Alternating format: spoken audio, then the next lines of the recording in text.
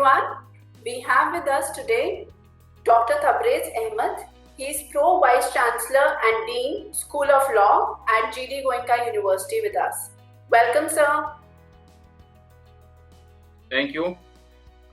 Starting with a brief about Dr. Tabrez.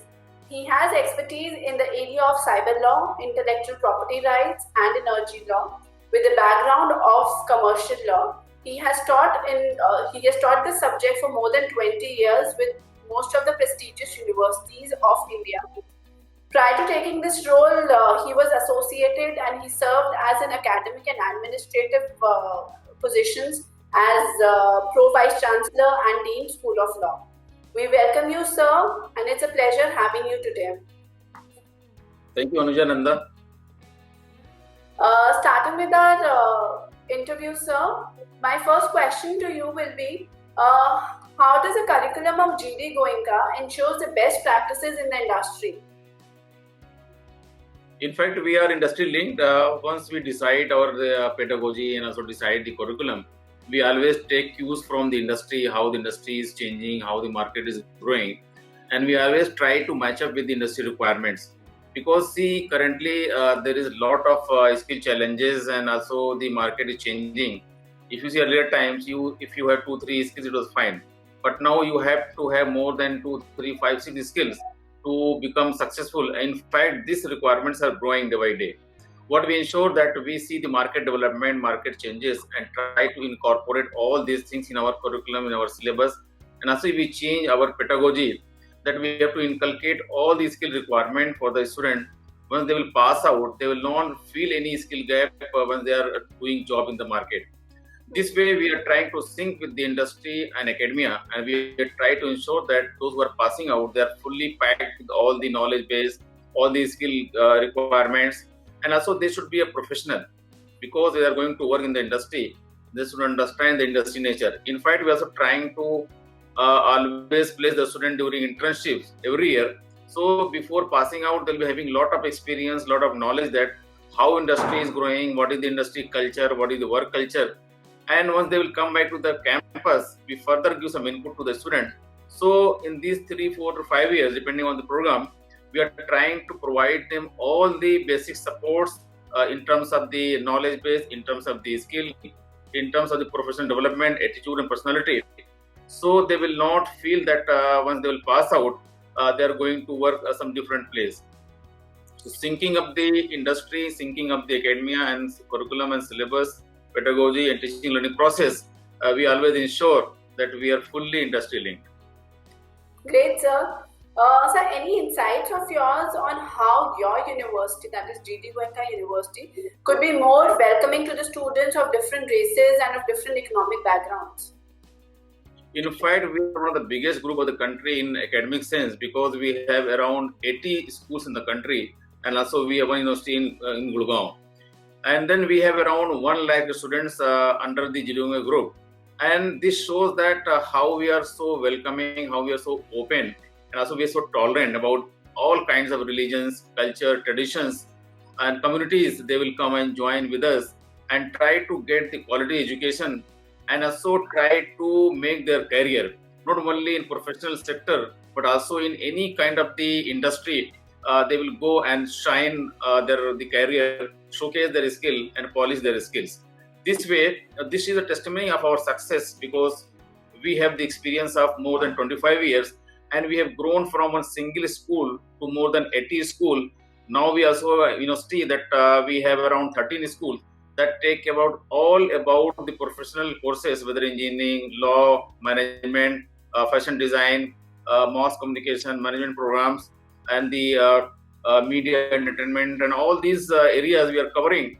Also, we have PhD program, PG program. So we are the group who takes care about the student education from the primary stage to the highest level of doctoral program.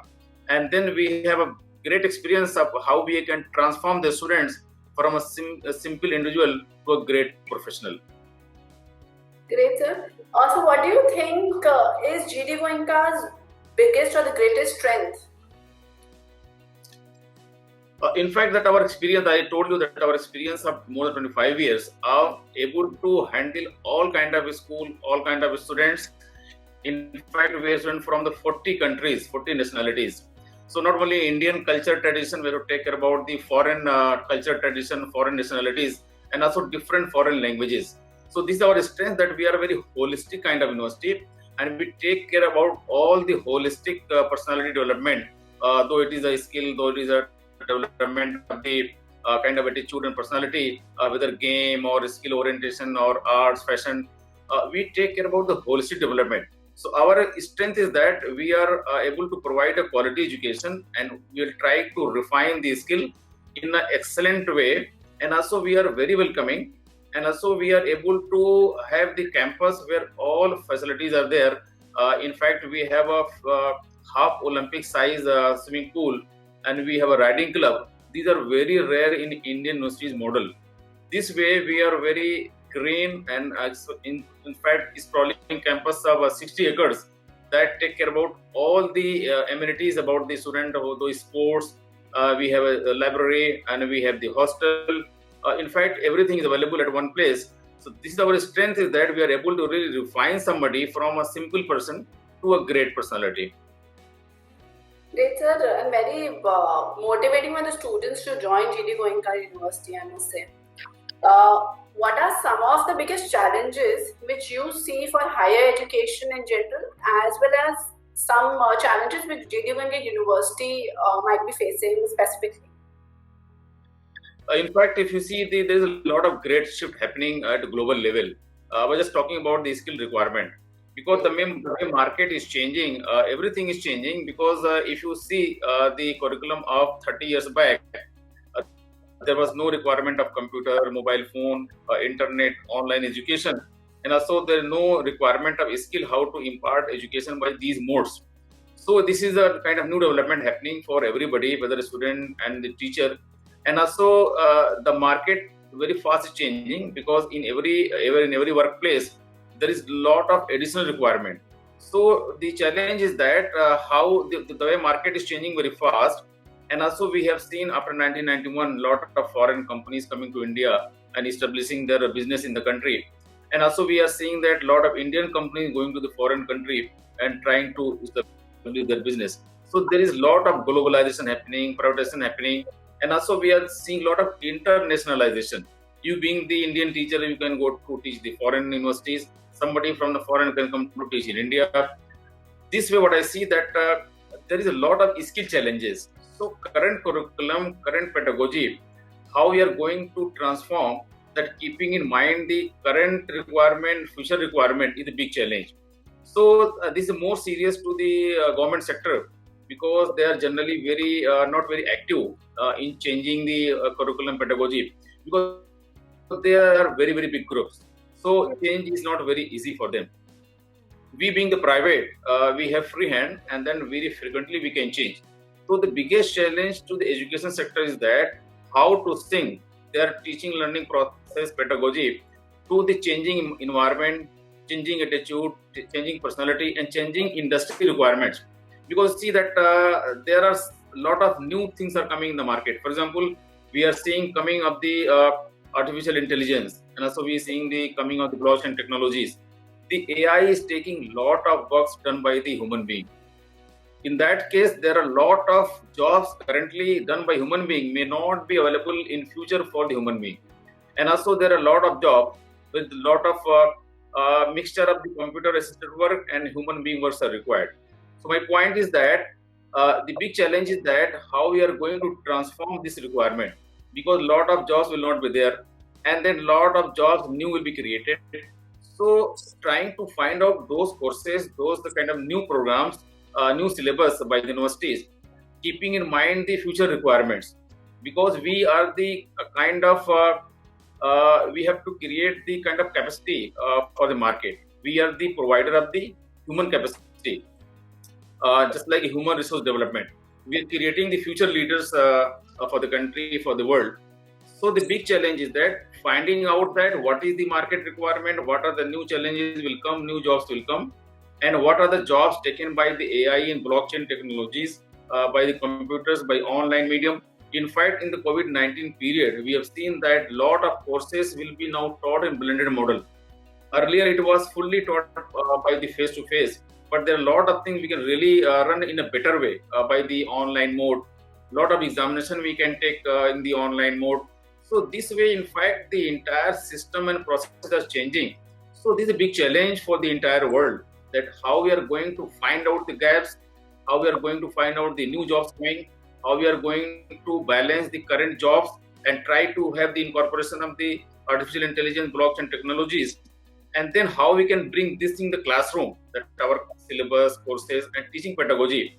So we are not going to have any gaps. Anybody passing out, he will be able to really get a job. So biggest challenge is that how to create somebody employable graduates when we will be passing out will be employed, because anybody taking admission in a 5-year course, just like a law courses, it is mostly 5-year program. BTechs are 4-year program. So if somebody is taking admission right now, he requires a job after 4 or 5 years. So after 4 or 5 years, what is going to be the market? That is job of the university and the teachers, how they are going to refine and really transform the student. Once he will pass out, he will not feel that he is not synced to the current requirement. But in fact, we are not having any challenge, because I told you, we are industry linked. We always, every year we try to refine our syllabus, we change the pedagogy, teaching learning process, and we are very industry linked. We always try to sync our curriculum and technology to the market requirement. So this is the greatest challenge in the world, but we are very active. We are trying that we should not face these challenges in future. Great, sir. What do you think and how do you tend to establish a healthy relation and environment in your institute and university, if I talk about? In fact, it's the biggest challenge because we have seen that a lot of this happened in the Australia and also the some other foreign countries, in fact, and some American universities, some other places. It is a very serious problem happening right now because of the a lot of vested interest. And education being a so noble job, so noble career, we have to avoid these things happening in the universities, colleges, and schools, because these are the very noble places. And we have to ensure that everybody has a free will to express their thoughts, their ideas. Okay, they have to profess their religion, their culture, their traditions, because this way we are going to create a very well balanced, holistic human being. If you are going to suppress something, if you are going to do sarcastic comments and all, we will not be maintain the healthy kind of personality of the students and the faculty.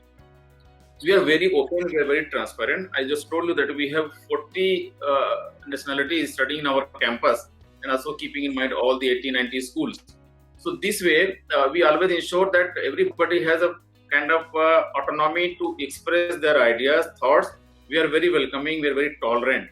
That's why we are able to grow from one school to 80 school, and also we are able to attract a student from 40 countries in our campus. So this way we ensure that everybody has kind of full liberty of the thoughts and process, and also we are going to give them chance to be very creative, because the current challenge is that people are actually not very creative, not very innovative. They are trying to be the copycat. Because we know that what are the market challenges? Market challenge is that everybody want a job.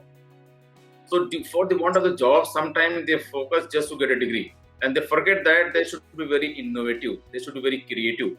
And how to become innovative, how to become creative. Also, job the teacher, that how to ensure in the teaching learning process that they are able to kind of explore their all capacities of the thought process, of the thinking process, of creativity. This way, I think we are successful, that because we are able to really have so much diverse kind of culture, tradition, nationalities, so many languages, and we are very smoothly running, and we are fast, we are growing. So we grown in last 25 years from one school to 80 school. Now we are a university, and we have around 1 lakh students in our actually university system, and including the schools. This shows that we are able to maintain a very healthy environment among the student thought process, culture, traditions, and they are actually growing as per their thought process. Very nicely answered, sir.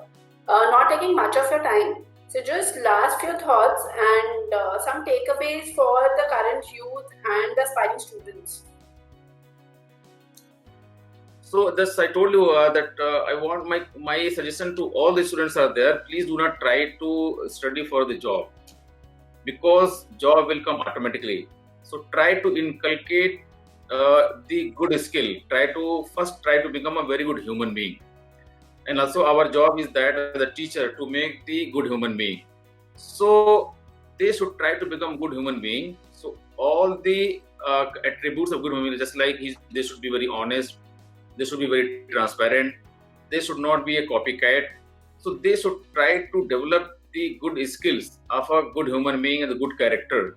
Okay, and character building will not come in one day. So every time they should try to develop with their personality, their attitude, because we say that attitude decides altitude. So if your attitude is not good and you have very top class degree in your hand, you may not be successful in your career.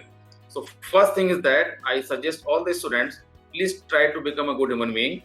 Please try to become very innovative. So innovation is the catchword right now, because if you're innovative, it can be helping you in daily life. Whether you are working in your house, whether you are working in industry, whether you are working in a classroom.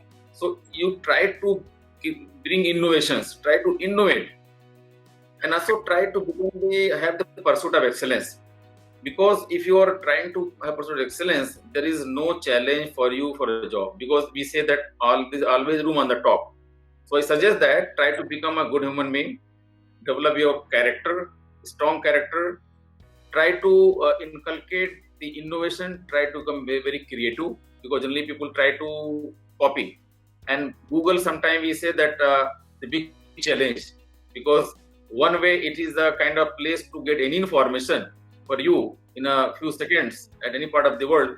But other side, because every information is available on the Google, sometimes it is going to kill your creativity, because instead of thinking, you are just going to Google and find the answer. So do not depend on Google. Try to apply your skills. Try to become very creative, because you know that as per the copyright law, if you are very creative, you can get a kind of the protection as a copyright, and then this is given to you for your life plus 60 years. So being the creative in any kind of original thoughts, and you can express those thoughts. Try to publish your thoughts, to write poems, write articles. You can also now record your video and upload on the YouTube channel. And also try to become very careful on the social media, because social media, we say, a two-edged sword. Sometimes we forget that we are just writing and only friends are seeing, but because your friends, and then anything goes on social media will always be there on social media. Even if you delete, somewhere it will be left out. So that's why, because the current youth are mostly very fascinated to social media, and they go and write and share anything. So do not write and share anything. Be very careful on social media, and also try to become the good relationships, good networks, because this is the era of network. If you have good network, good socializing capacity, it's a very good skill for you that you can become a success in your personal career. So these are few of the thoughts for the current youth. They should take care about your daily life, and also try to take that course which is very near to you. Sometimes what happens, a student will ask their parents or relatives. Sometimes they go by the peer pressure. My friends have taken, I will take that course, because every course is not suited for everybody. Okay, you may be made for something else.